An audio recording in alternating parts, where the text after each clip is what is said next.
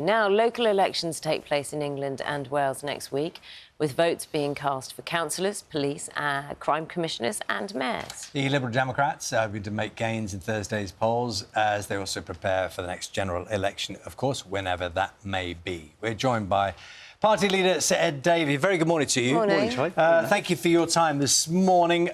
These are very interesting times politically, aren't they? It feels like there's change in the air all over the place.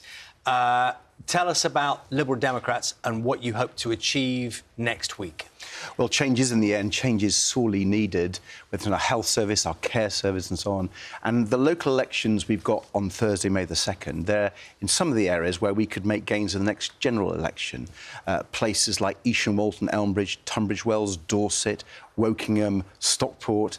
Lots of places where we think we can do well on Thursday at the local elections and build on that into the general election. Can you just... so to give us some kind of a steer, because...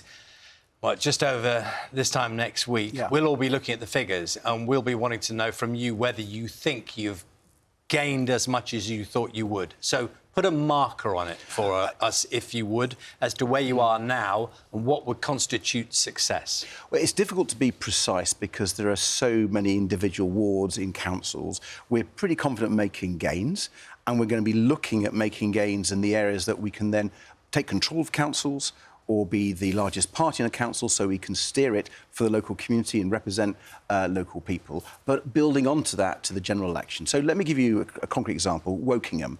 We think we can win that seat at the general election and beat John Redwood, a senior Conservative, and we think we can take control of that council next Thursday. So we'll see if we do.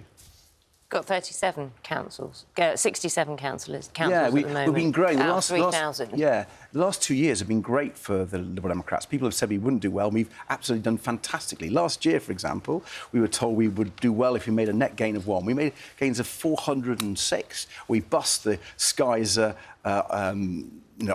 measurements that we did so well. So we'll see. I like defying the experts.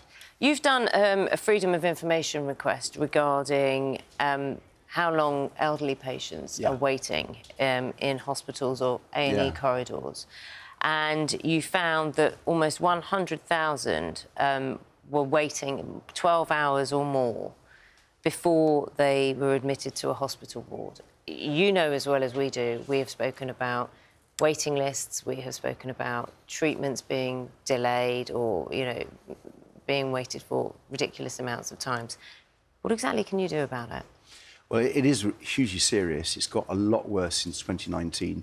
The figure that you quoted, 100,000 elderly people waiting for more than 12 hours, that's gone up 25 times since the last election. What can we do about it? Well, first of all, you need more beds in hospitals, and we need to find ways of paying for that to make sure we've got the staff and the beds. But really crucially... So let's just take that point. How will you pay for that?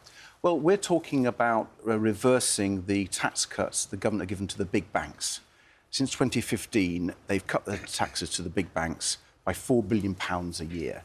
And that's going to be a big part of how we pay for our manifesto. We always have a fully costed... Well, you'll take it back. You'll take back that $4 billion. Yeah. $4 billion a year, you said. So how much billion. will you take back? How much do you need to, say, tackle that? When we do our cost manifesto, and we always put all our costings before the electorate, we'll show you exactly, but that $4 billion will pay for some of the stuff in the health service that we want to do.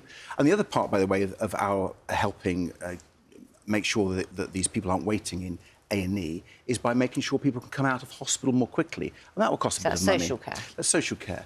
It's also... It is so where will you get the money for that? Yeah, well, it's part of that package that I've just talked about. But the $4 billion, you said, pays for part of the challenges that the NHS is facing. Yeah, it pays for part of the NHS and care.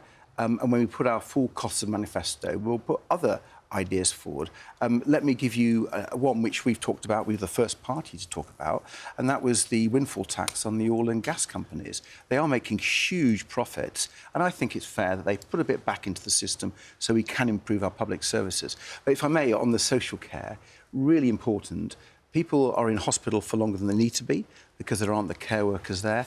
And one thing that Liberal Democrats have said, and I've said from my own personal experience, we need to support families more so they can look after loved ones, give them some support, training, money, respite care, so that they can look after loved ones and they can be discharged from hospital more quickly. If we did that, it would be better for them, better for the families, and it would free up some beds. So you are pro-care, but you will be tackling and hitting businesses in the pocket? Well, the specific ones, the big banks and the oil and gas companies, I think if you look at their profits, I think any reasonable person could say they've done incredibly well. And we think that it's fair, given all the challenge we see in our health service and care and our whole system. We need change. And that change does come at a price, and we're setting out how we pay for it. An issue around carers, I know it's a particular interest to you. This is around, I think it's estimated at 156,000 unpaid carers who have fallen foul of a threshold, which means they are now facing severe penalties, sometimes in the thousands of pounds, for just very slightly going over thresholds. Right. You're saying that the government needs to write those penalties off, clear those people effectively of any tax burden. Is that right? Yeah, that's right. What happens is some carers, about 1 million, get a benefit called carers allowance, about £81 a week. But you're allowed to earn some money in addition to your 35 hours caring for your loved one. And the threshold is £151 a week after tax. If you go above that, you don't just lose a little bit, you lose everything. And so sometimes people have been going above that without really recognising that. And they've then been hit by huge penalties and fines and clawbacks by the DWP, sometimes years later. And what's staggering is the DWP can actually know if people have gone above this threshold, because they get money, they get information from Her Majesty's Revenue and Customs, but they don't actually then act. So it's been DWP incompetence that have led to this. I've seen this described by other politicians as cruel. Yeah. Is that words you would use? Yeah. I mean, if you look at you agree that this practice is cruel? Yeah, no, I'd say that. If you look at the work that Patrick Butler and his team have done at The Guardian, who've really exposed this, they've come up with some heartbreaking stories about people who are working tirelessly for their loved ones to look after them and help them and care for them. They've earned a little bit of money on the side, and they've just, without intending to do, have gone over the threshold by £1 a week or £2 a week.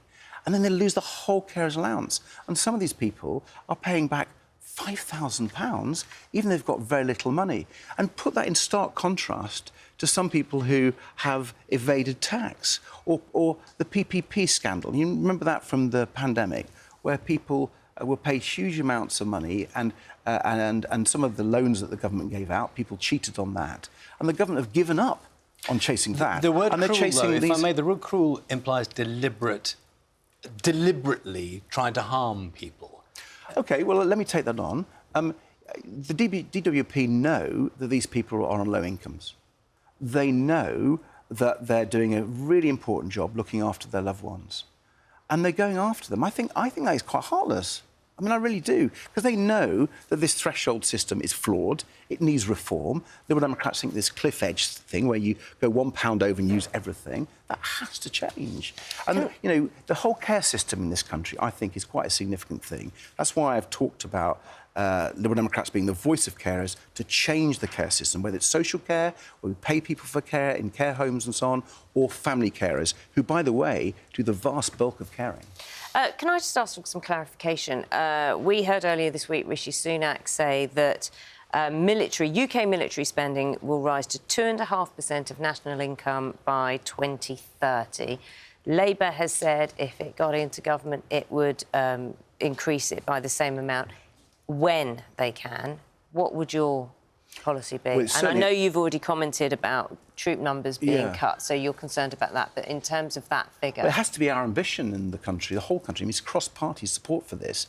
If you look at what's happening around the world, whether it's Ukraine, whether it's China, there's a big increase in insecurity. And so, yeah, I think the government's right to talk about this. The one thing, and why I mentioned 2.5%? Yeah, well, the reason, though, I mentioned the troop numbers is this. The government talk about this, but there's no plan. In the budget this year, they cut defence spending by £3 billion. They've got plans to cut our army by 10,000. So if it rises, if military spending now rises to 2.5% for the national income by 2030, how would you spend that money?